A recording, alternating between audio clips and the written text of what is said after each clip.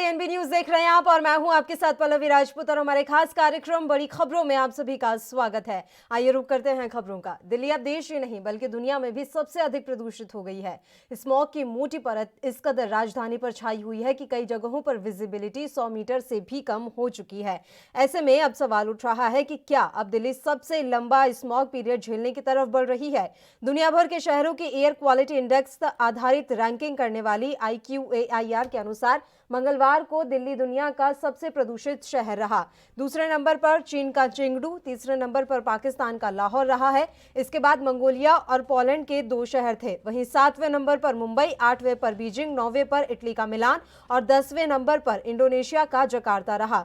बता दें कि धुंध और स्मॉग की परत राजधानी में इतनी मोटी चल रही है कि कुछ ऐतिहासिक इमारतें नजदीक से भी दिखाई नहीं दे रही। गंभीर स्तर का प्रदूषण झेलते हुए दिल्ली को 6 दिन पूरे हो चुके हैं। 2 दिन से राजधानी हेल्थ इमरजेंसी झेल रही है। ऐसे में अब सवाल यह है कि क्या राजधानी प्रदूषण के मामले में 3 साल का रिकॉर्ड तोड़ने जा रही है। 3 साल के दौरान नवंबर में अधिकतम 7 दिन गंभीर स्तर मिले हैं।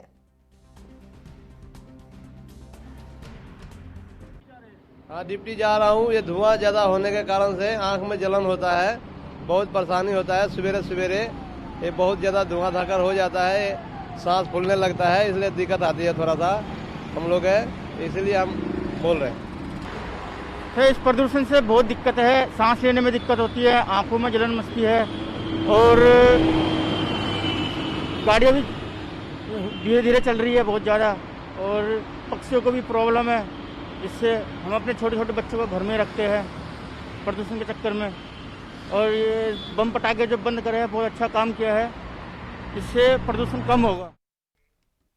और इस खबर पर तमाम जानकारी के साथ दिल्ली से हमारे संवाददाता राजीव तिवारी इस समय लाइव जुड़ गए हैं। राजीव, ये वाकई में बेहद ही चिंताजनक है कि अब दिल्ली न सिर्फ देश बल्कि दुनिया का सबसे प्रदूषित राजधानी हो गई है, प्रदूषित शहर हो गया है।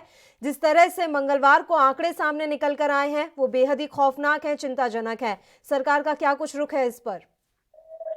देखिए, बिल्कुल साफ स्पष्ट है इसके अंदर, क्योंकि दिल्ली देश की राजधानी जरूर कहलाई जाती है, मगर वहीं बात करें पॉल्यूशन के स्तर पर तो कहीं ना कहीं पॉल्यूशन का स्तर भी दिल्ली के अंदर कहीं ना कहीं सबसे ज्यादा बना हुआ है और कहीं ना कहीं दिक्कतें जरूर आ रही है। बात करें जिस तरीके से दिल्ली सरकार की जब जितनी भी मुहिम चलाई, यानी कि रेड लाइट ऑन गाड़ियां ऑफ, वो भी प्रक्रिया इतनी कारगर नहीं नजर आई। और अब की बार तो ऑडी 1 भी नहीं लेके आए, तो कहीं ना कहीं वो भी इतनी सफल नहीं है। तो कहीं ना कहीं आप ये बात करें जिस तरीके से कह सकते हैं पराली निरंतर जलती चली जा रही है और दिल्ली के अंदर एक कह सकते हैं जो पॉल्यूशन का स्तर है वो कहीं ना कहीं बढ़ता चला जा रहा है। और यहाँ तक कि जितनी भी अगर बाहरी गाड़ियां खड़ी होती हैं उन पर एक ब्लैक कलर की परत भी जम जाती है, जो अगर सुबह देखे तो, मगर वो परत वो एक कह सकते हैं पॉल्यूशन की होती है। पॉल्यूशन इतने हद से ज्यादा हो चुका है, कहीं ना कहीं दिक्कत है। अगर इस तरीके का पॉल्यूशन अगर इंसानों के शरीर के अंदर जाता है तो कहीं ना कहीं खासी बीमारियां बनती हैं और कहीं ना कहीं डॉक्टरों को भी दिक्कत आती है। और उस कहीं ना कहीं जो लोग हैं जो इस बीमारी से जूझ रहे हैं, जैसे जिनको पहले ही खांसी दिक्कतें हैं, या फिर क्या गले की प्रॉब्लम है, या फिर सांस लेने में दिक्कतें हैं, उन लोगों को खासी दिक्कतें आ रही है। मगर जिस तरीके से दिल्ली की सरकार की इतनी भी मुहिम है वो सफल होती नजर नहीं आ रही है, क्योंकि आप दिवाली का फेस्टिवल भी बिल्कुल नजदीक आ चुका है। चंद दिनों के अंदर ही, यानी कि 2 या 3 दिनों के अंदर ही दिवाली आएगी और दिवाली के अंदर जितनी भी आतिशबाजी होती है उससे भी पॉल्यूशन का स्तर बढ़ने वाला है। मगर कहीं ना कहीं दिल्ली सरकार ने ग्रीन लेवल के पटाखों पर भी रोक लगा दी गई और कहीं ना कहीं एनजीटी ने भी इस पर रोक लगाई है। और एक चीज और स्पष्ट है, जितने भी चोरी छिपे आतिशबाजी बेची जा रही है, यानी कि पटाखे जो बेचे जा रहे हैं उन पर भी कहीं ना कहीं जुर्माना है और जो लोग जलाएंगे उन पर भी जुर्माना है। तो कहीं ना कहीं रोकने की कोशिश जरूर की जा रही है, पॉल्यूशन का स्तर जो है बढ़ा हुआ है उसको घटाने की कोशिश की जा रही है। मगर आशंका यही है कि अभी भी दिवाली पर पटाखे जलेंगे और कहीं ना कहीं पॉल्यूशन का स्तर बढ़ सकता है और खासी दिक्कतें उन लोगों को आएगी जिन लोगों को की सांस लेने में प्रॉब्लम है, या फिर बुजुर्ग है, या फिर बच्चे हैं, तो खासी दिक्कतें जरूर आने वाली है। मगर दिल्ली सरकार की जितनी भी मुहिम है अभी सफल होती नजर नहीं आ रही है। कहीं ना कहीं केंद्र सरकार को और राज्य सरकारों को मिलकर ही इसके अंदर कार्य करना होगा, तब जाकर इससे निपटारा किया जा सकता है या फिर बचा जा सकता है। जी राजीव, जानकारी ये भी मिल रही है कि दिल्ली प्रदूषण के मामले में अपना ही रिकॉर्ड ब्रेक करने में लगी हुई है। बताया जा रहा है कि पिछले 3 साल का रिकॉर्ड दिल्ली तोड़ सकती है। देखिए बिल्कुल इस टाइम ये बिल्कुल साफ हो चुका है, क्योंकि जिस तरीके से पिछली बार की बात करें तो पिछली बार भी पराली जलाई गई थी और कहीं ना कहीं पॉल्यूशन का स्तर बढ़ा था। मगर पिछली बार कहीं ना कहीं जो ऑडिबल लेके आया था वो कुछ हद तक कहीं ना कहीं कारगर था, मगर अब की बार तो ऑडिबल भी नहीं आ पाया है, क्योंकि कोरोना काल चल रहा था तो इसकी वजह से ऑडिबल नहीं लेके आ पाए। मगर बात करें जिस तरीके से रेड लाइट ऑन और गाड़ियां ऑफ, वो प्रक्रिया इतनी कारगर नहीं होगी, क्योंकि चंद दिनों के अंदर ही वो कार्रवाई जो थी वो कहीं ना कहीं धराशायी हो गई। और बात करें जिस तरीके से लगातार पॉल्यूशन का स्तर बढ़ रहा है और किसानों को उनकी जो मुआवजा मिलना चाहिए, यानी कि उनकी पराली ली जाती है और उनसे कहीं ना कहीं उनको कोई मुनाफा दिया जाता तो शायद पराली नहीं जलती और पॉल्यूशन का स्तर घट सकता था। मगर दिल्ली सरकार कोशिशें जरूर करती रही, ऐड भी करा है, कभी विज्ञापन बड़े बड़े होर्डिंग लगाए गए कि दिल्ली सरकार हर तरीके से तैयार रहती है, मगर दिल्ली सरकार को खुद को पता है कि विफल कितनी है और सफल कितनी है। जी। और इंडस्ट्रीज को लेकर जो फैसला लिया गया था, क्या उस निर्णय और उस फैसले की दिशा में दिल्ली सरकार की तरफ से कदम बढ़ाए गए हैं? बताया जा रहा था कि हाईटेक करने की बात कही जाएगी तमाम इंडस्ट्रीज को। क्या इस तरह के कोई आदेश और निर्देश जारी किए गए हैं? क्या वाकई में दिल्ली सरकार इतनी गंभीर नजर आ रही है? देखिए बिल्कुल बता दें, जिस तरीके से दिल्ली सरकार ने ये मुहिम जरूर चलाई थी कि जितनी भी इंडस्ट्रियल एरिया है या फिर उन फैक्ट्रियों को हाईटेक किया जाएगा और उनको बदला जाएगा। अगर वो बदल सकते हैं तो, अगर नहीं बदल सकते हैं तो उनको यहाँ से दिल्ली से बाहर शिफ्ट किया जाएगा। मगर जितनी भी कार्रवाई थी वो कार्रवाई सिर्फ अभी डॉक्यूमेंट्स के अंदर है, यानी कह सकते हैं ग्राफ के अंदर है और ना कि धरातल पे है। धरातल की बात करें तो जिन अधिकारियों को इस काम के लिए लगाया गया था अभी तक ऐसी कोई जानकारी नहीं मिल पा रही है कि वो अधिकारी अभी फैक्ट्रियों को चेक करने गए हो या फिर फैक्ट्रियां कौन सी फैक्ट्रियां हैं जो पॉल्यूशन फैलाती हैं या कौन सी फैक्ट्रियां कितने वर्कर काम करते हैं। ऐसा कोई भी अभी रिकॉर्ड नहीं निकल के आ पा रहा है। तो कहीं ना कहीं दिल्ली सरकार की मुहिम शायद अगले साल के लिए बनाई गई है और अगले साल ही इसको रोकने की कोशिश की जाएगी। जी बिल्कुल राजीव, आप लगातार हमारे साथ यूं ही जुड़े रहिए। तो आपको बता दें कि दिल्ली में इस समय प्रदूषण को लेकर स्थिति जो है वो बेहद ही गंभीर अवस्था में पहुंच चुकी है। मंगलवार की अगर हम बात करें तो मंगलवार को दिल्ली पूरी दुनिया का सबसे प्रदूषित शहर रहा है, जो वाकई में चिंताजनक है। और बात दिल्ली वासियों की करें तो कई लोगों को अभी स्वास्थ्य में भी दिक्कतें आ रही हैं। पिछले 3 दिन से तो दिल्ली में हेल्थ इमरजेंसी लगी हुई है। तो ऐसे में सरकार को तो सोचना होगा ही, लेकिन दिल्ली वासियों की भी ये जिम्मेदारी बनती है कि वो अपने स्तर पर एक जिम्मेदार नागरिक होने की भूमिका निभाएं और जितना हो सके उतना सरकार का सहयोग करें और पर्यावरण को बचाने का सहयोग करें। अगली खबर का रुख करते हैं। दिल्ली में कोरोना वायरस के बढ़ते मामलों के बीच अस्पतालों में बेड्स की संख्या को लेकर मुख्यमंत्री अरविंद केजरीवाल ने केंद्रीय स्वास्थ्य मंत्री डॉक्टर हर्षवर्धन को एक पत्र लिखा है। पत्र में केजरीवाल ने केंद्र सरकार के अस्पतालों में बेड्स बढ़ाने के लिए कहा है और ये जानकारी मिल रही है कि 1092 बेड्स बढ़ाने के लिए कहा गया है, जिनमें 300 आईसीयू के बेड्स भी शामिल हैं। केजरीवाल ने डॉक्टर वीके पॉल समिति की रिपोर्ट का जिक्र करते हुए लिखा है कि समिति की रिपोर्ट के मुताबिक आने वाले दिनों में 11,909 मामले प्रतिदिन सामने आ सकते हैं, जिसके लिए 20,604 बेड्स की जरूरत होगी। पत्र में लिखा गया है कि आने वाले दिनों में 11,909 मामले सामने आ सकते हैं। ऐसे में एम्पावर्ड ग्रुप की तीसरी रिपोर्ट के हिसाब से 4,900 बेड्स की कमी है, जिनकी संख्या दिल्ली सरकार और केंद्र सरकार के अस्पतालों में बढ़ानी होगी। बता दें कि दिल्ली में कुल कोरोना बेड की संख्या 16,508 है। ऐसे में मौजूदा स्थिति की बात करें तो कोरोना ऐप के मुताबिक 11 नवंबर को दोपहर 1 बजे तक दिल्ली में 8,487 बेड पर मरीज भर्ती हैं, जबकि 8,021 बेड अभी खाली पड़े हुए हैं। वहीं कोविड-19 आईसीयू बेड की बात करें तो वेंटिलेटर युक्त आईसीयू बेड की कुल संख्या 1,270 है, जिनमें से 1,108 आईसीयू बेड पर मरीज जो है भर्ती हो चुके हैं, जबकि 108 आईसीयू बेड भी अभी खाली पड़े हैं। इसके साथ ही कोविड-19 के बिना वेंटिलेटर के आईसीयू बेड की संख्या की बात करें तो इनकी कुल संख्या 2,066 है, जिसमें से 1,718 आईसीयू बेड पर मरीज भर्ती हैं, जबकि 348 बेड खाली पड़े हैं। और खबर पर तमाम जानकारी के लिए सीधा रुख कर लेते हैं हमारे संवाददाता राजीव तिवारी का, जो कि समय लाइव हमारे साथ जुड़े हुए हैं। राजीव, क्या कुछ स्थिति है? सबसे पहले तो यही जानना चाहेंगे कि दिल्ली में कोरोना की स्थिति क्या कुछ कह रही है इस समय। देखिए बिल्कुल जिस तरीके से दिल्ली के अंदर नहीं पूरे देश के अंदर अनलॉक चल रहा है और कहीं ना कहीं जो लोग बाग घरों से बाहर निकल रहे हैं, क्योंकि दिवाली का फेस्टिवल भी आ रहा है, लगातार लोग बाग सोशल डिस्टेंसिंग का पालन नहीं कर पा रहे हैं। क्योंकि मार्केटों के अंदर जाके देखें तो कहीं ना कहीं चौंकाने वाले नतीजे हैं, क्योंकि एक दूसरे से चिपक कर चलने को मजबूर है जनता भी। और कहीं ना कहीं जो दुकानदारों की बात करें तो दुकानदार भी सोशल डिस्टेंसिंग का पालन नहीं कर रहे हैं और ना ही अपने कस्टमरों से कहते हैं कि आप सोशल डिस्टेंसिंग का पालन कीजिए। मगर बात करें जिस तरीके से कोरोना योद्धाओं की, क्योंकि दिल्ली पुलिस को कोरोना योद्धा का खिताब जरूर दिया गया था, मगर वो बात करें अब दिल्ली पुलिस की, तो कहीं ना कहीं दिल्ली पुलिस भी इतना गौर नहीं कर रही है कि सोशल डिस्टेंसिंग का पालन करवाना है या फिर जो लोग मास्क नहीं लगा रहे उन लोगों को पनिशमेंट करना है या फिर उन लोगों को समझाना है, मगर सिर्फ खाना पूर्ति की जा रही है। मगर हाँ, दिल्ली सरकार की जो कहीं ना कहीं मुश्किलें बढ़ती चली जा रही है। दिल्ली सरकार पहले ही भी इस चीज को मुहैया कर चुकी थी, जानकारी कर चुकी थी, क्योंकि थर्ड स्पेस चल रही है दिल्ली के अंदर, मगर दिल्ली सरकार कोशिश जरूर कर रही थी, मगर कोशिश कितनी सफल थी, क्योंकि हमने पिछले कुछ दिनों के अंदर भी देखा था, क्योंकि जब तक केंद्र सरकार दिल्ली सरकार का सहयोग कर रही थी तो शायद दिल्ली सरकार भी आगे बढ़ चढ़कर अपने कदम उठा रही थी, मगर अब केंद्र सरकार की तरफ से ऐसी कोई रणनीति दिल्ली सरकार को नहीं मिल पा रही है। इसीलिए अरविंद केजरीवाल जी ने स्वास्थ्य मंत्री जो हर्षवर्धन जी है उनको एक पत्र लिखा है कि आप जो बेडों की संख्या जो यानी कि जो तमाम जो अस्पताल है उनके अंदर बेड मुहैया करवाइए ताकि और एक्स्ट्रा बेड हो सके, और जो जितने वेंटिलेटर है उनकी संख्या भी बढ़ा सकते हैं। तो कहीं ना कहीं दिल्ली सरकार को खुद आशंका है कि दिल्ली के अंदर कोरोना पेशेंटों की गिनती बढ़ सकती है, और कहीं ना कहीं जिस तरीके से दिवाली का फेस्टिवल आ रहा है तो तमाम लोग बाहर निकल रहे हैं, तो दिवाली के बाद और भी फेस्टिवल है, यानी भैया दूज भी है, गोवर्धन भी है, तो तमाम लोग बाहर निकलेंगे और इसी के चलते कहीं ना कहीं दिक्कतें जरूर आएंगी। और दिल्ली सरकार को इस चीज की पहले भी जानकारी और आशंका भी है कि लोग बाहर जितने बाहर निकलेंगे और कोरोना वायरस उतना ही फैलेगा। जी राजीव, वजह क्या मानी जाए? दिल्ली में कोरोना लगभग जो है खत्म होने की स्थिति में आ गया था और ऐसे में अब दोबारा अटैक आया है, तीसरी लहर, जबकि देश के अगर हम अन्य राज्यों और ऐसे तमाम शहर देखें जहां भीड़ ज्यादा है वहां पर भी तीसरी लहर की कोई आशंका इस समय नजर नहीं आ रही है और ना ही तीसरी लहर अभी आई है। लेकिन दिल्ली में कोरोना की तीसरी लहर का आना क्या दर्शा रहा है? क्या कहीं कोई कमी रह गई है? क्या जो रणनीति थी सरकार की उसमें कोई चूक रह गई है?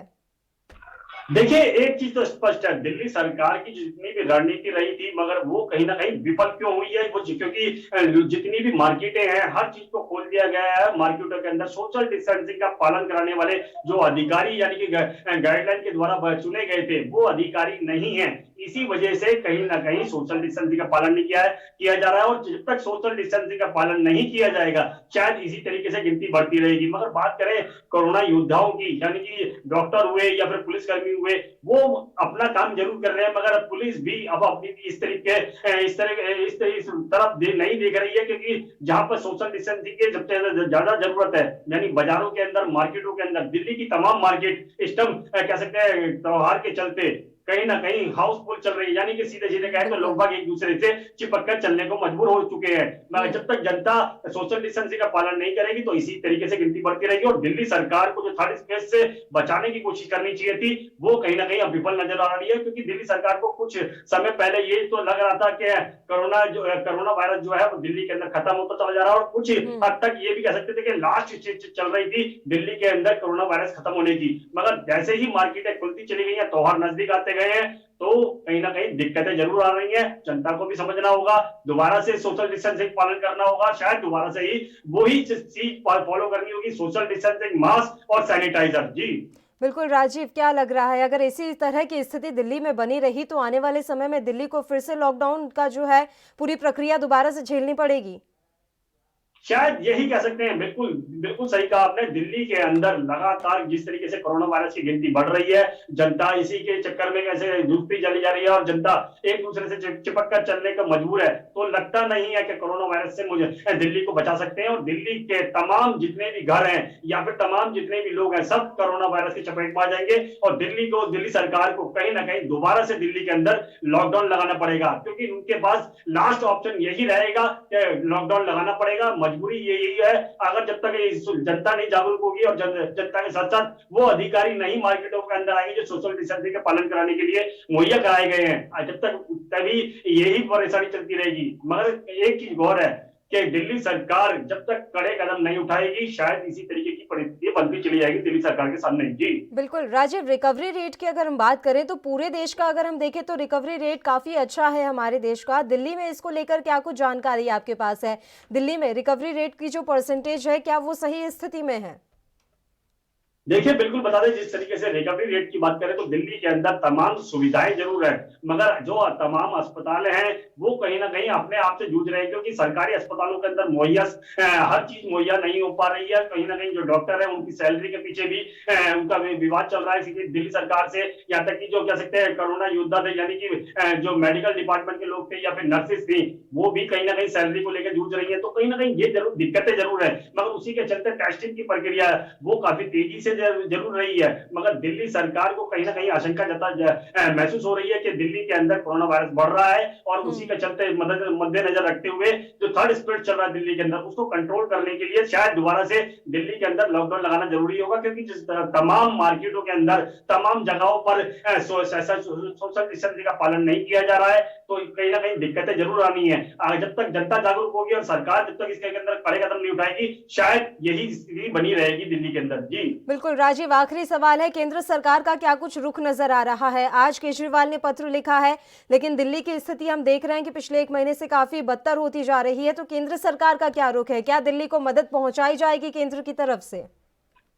जी बिल्कुल बता दें, जिस तरीके से हर बार केंद्र सरकार ने दिल्ली सरकार की मदद जरूर की है, मगर बात करें कोरोना काल की, तो कोरोना काल के अंदर भी दिल्ली सरकार की हर मुमकिन कोशिश जो थी, जो मदद थी, वो केंद्र सरकार ने की थी। चाहे वो वेंटिलेटर बनवाने की बात हो या वेंटिलेटर अस्पतालों के अंदर मुहैया कराने की बात हो, तमाम सुविधाएं केंद्र सरकार की तरफ से दी गई थी। मगर जैसे ही अब अरविंद केजरीवाल जी ने स्वास्थ्य मंत्री हर्षवर्धन को पत्र लिखा है, तो कहीं ना कहीं देखना होगा क्या जब तक जवाब आता है या फिर जब तक केंद्र सरकार उनकी मदद करती है, शायद जब तक कोरोना पेशेंट की गिनती बढ़ जाएगी और कहीं ना कहीं केंद्र सरकार को बड़े कदम उठाने होंगे। मगर केंद्र सरकार के बगैर दिल्ली सरकार शायद अधूरी है। जी बहुत बहुत शुक्रिया राजीव, आप हमारे साथ जुड़े, तमाम जानकारी आपने हम तक पहुंचाई। तो आपको बता दें कि इस समय दिल्ली दोहरी मार झेल रही है प्रदूषण से। जहां दिल्ली के जो लोग हैं वो परेशान हो रहे हैं, वहीं कोरोना संक्रमण जिस कदर दिल्ली में लगातार बढ़ता जा रहा है वो भी एक चिंता का विषय है। और इसी बीच आज केजरीवाल ने केंद्रीय स्वास्थ्य मंत्री डॉक्टर हर्षवर्धन को एक पत्र लिखा है और दिल्ली में कोरोना बेड्स की जो है उनकी संख्या बढ़ाने के लिए उन्होंने ये पत्र लिखा है। देखने वाली बात यह रहेगी कि इस स्थिति से निपटने के लिए केंद्र सरकार दिल्ली सरकार की कितनी सहायता करती है। एक छोटे से ब्रेक के लिए हम यहाँ रुक रहे हैं, फौरन हाजिर होंगे।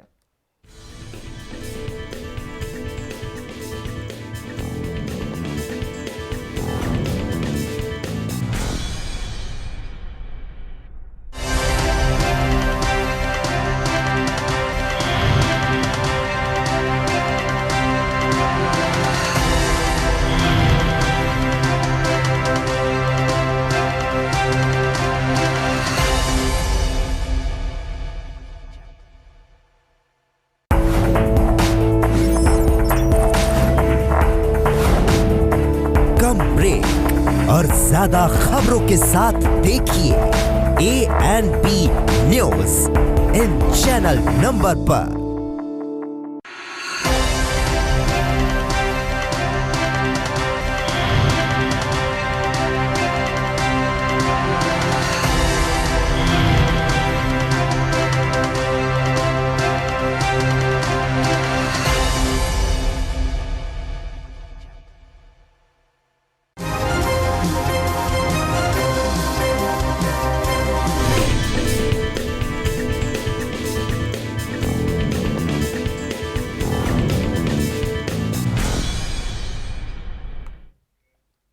ब्रेक के बाद एक बार फिर से आप सभी का स्वागत है। बढ़ते हैं खबरों की ओर। बिहार विधानसभा चुनाव की सभी 243 सीटों के नतीजे आ चुके हैं। इस चुनाव में अज़ुद्दीन ओवैसी की पार्टी AIMIM ने कुछ 5 सीटों पर जीत दर्ज की है। बिहार विधानसभा चुनाव में बेहतर प्रदर्शन करने के बाद उत्साहित AIMIM अब उत्तर प्रदेश और पश्चिम बंगाल में भी अपने पांव पसारने के लिए उत्सुक है। AIMIM के अध्यक्ष अज़ुद्दीन ओवैसी ने मंगलवार की रात संवाददाताओं से कहा कि पार्टी पूर्वी राज्य के सीमांचल क्षेत्रों में न्याय की लड़ाई लड़ेगी। बीजेपी का विरोध करने वाली पार्टियों के वोट बांटने के आरोप पर ओवैसी ने कहा कि वह एक राजनीतिक पार्टी चला रहे हैं और पार्टी को चुनाव लड़ने का अधिकार है।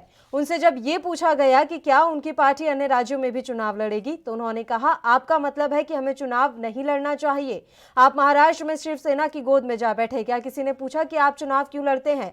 मैं पश्चिम बंगाल, उत्तर प्रदेश और देश में हर जगह चुनाव लड़ूंगा। मुझे क्या चुनाव लड़ने के लिए किसी से मंजूरी लेने की जरूरत है? हालांकि उन्होंने ये स्पष्ट नहीं किया किया कि क्या इन स्थानों पर पार्टी अकेले या अन्य पार्टियों के साथ गठबंधन में चुनाव लड़ेगी। ओवैसी ने कहा, एआईएमआईएम 2022 में उत्तर प्रदेश विधानसभा चुनाव लड़ेगी, यह तो समय ही बताएगा कि हम किसके सहयोगी होंगे। तो एआईएमआईएम के अध्यक्ष अजहरुद्दीन ओवैसी इस समय बिहार में 5 सीटें पाकर काफी उत्साहित हैं और उन्होंने कहा है कि वो आने वाले समय में उत्तर प्रदेश और पश्चिम बंगाल विधानसभा चुनाव भी लड़ेंगे। वहां पर भी उनकी पार्टी अब अपने पैर पसारने की पुरजोर कोशिश में जुट गई है। बिहार विधानसभा चुनाव में बेहतर प्रदर्शन करने के बाद उत्साहित एआईएमआईएम अब उत्तर प्रदेश और पश्चिम बंगाल में भी अपने पांव पसारने के लिए काफी उत्सुक नजर आ रही है। एआईएमआईएम के अध्यक्ष अजहरुद्दीन ओवैसी ने मंगलवार की रात संवाददाताओं से कहा कि पार्टी पूर्वी राज्य के सीमांचल क्षेत्र में न्याय की लड़ाई लड़ेगी। जानकारी हम आपको दे दें, बिहार विधानसभा चुनाव के सभी 243 सीटों के नतीजे आ चुके हैं। इस चुनाव में अजहरुद्दीन ओवैसी की party all India मजलिस-ए Ittehadul Muslimeen ने 5 सीटों पर जीत दर्ज की है।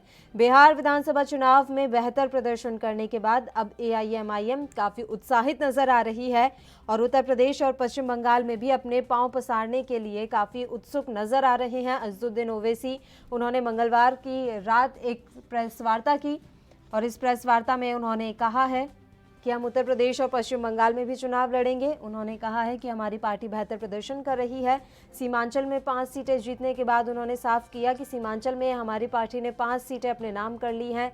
ऐसे में हम उत्तर प्रदेश और पश्चिम बंगाल में भी चुनाव लड़ेंगे। 2022 में हमें उत्तर प्रदेश में भी चुनाव लड़ना है और सीमांचल के लिए उन्होंने कहा कि वे सीमांचल वासियों के न्याय की लड़ाई अब जरूर लड़ेंगे। तो बिहार विधानसभा चुनाव के सभी 243 सीटों के नतीजे आ चुके हैं।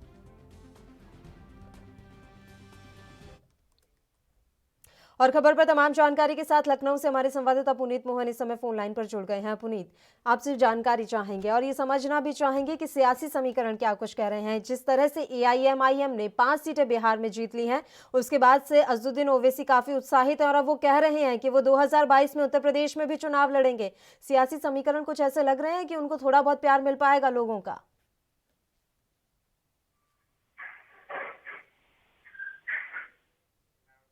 पुनीत, मेरी आवाज पहुंच रही है आप तक? जी पल्लवी, जिस तरीके से एआईएम और आईएम ने विधानसभा में अपने 5 खाते खोले हैं बिहार की, अगर हम बात कर लें, क्योंकि बिहार जो है वो यूपी से सटा हुआ है और ऐसे में कहीं ना कहीं एक बड़ी बात है कि एआईएम और एआईएम को सफलता हासिल हुई है और अब उसकी निगाह जो है उत्तर प्रदेश पर है।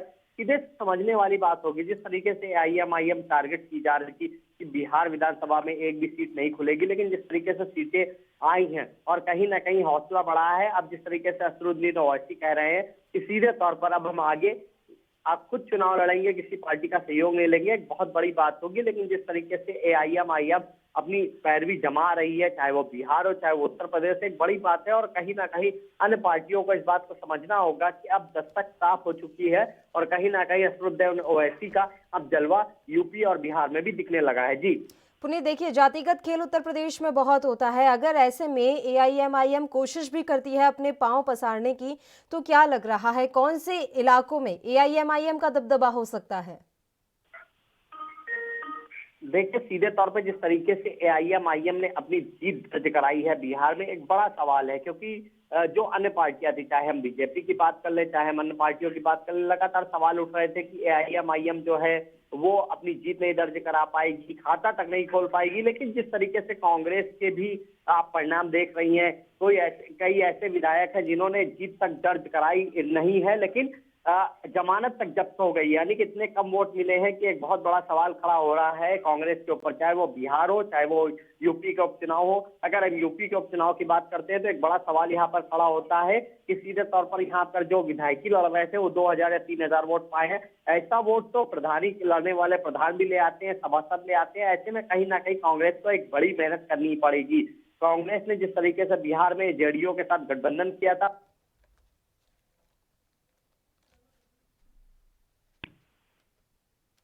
पुनीत, आपकी आवाज हम तक नहीं आ पा रही है। क्या मेरी आवाज आपको मिल रही है पुनीत?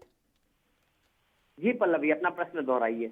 बिल्कुल पुनीत, देखिए लगातार एआईएमआईएम के जो वक्तव्य रहे हैं, भाषण रहे हैं, वो कहीं ना कहीं उकसाऊ भी रहे हैं और राम मंदिर के मसले पर उन्होंने तमाम तरह के बयान दिए, भाषण दिए। ऐसे में क्या लग रहा है, अगर हम धार्मिक भावनाओं से इसको जोड़कर देखें तो क्या अपना पैठ मजबूत कर पाएंगे अज़दुद्दीन ओवैसी, जिस तरह के राम मंदिर को लेकर उनके हमेशा से बयान रहे हैं, और यूपी में ये बड़ा मुद्दा बनकर जरूर उभरेगा चुनावों में?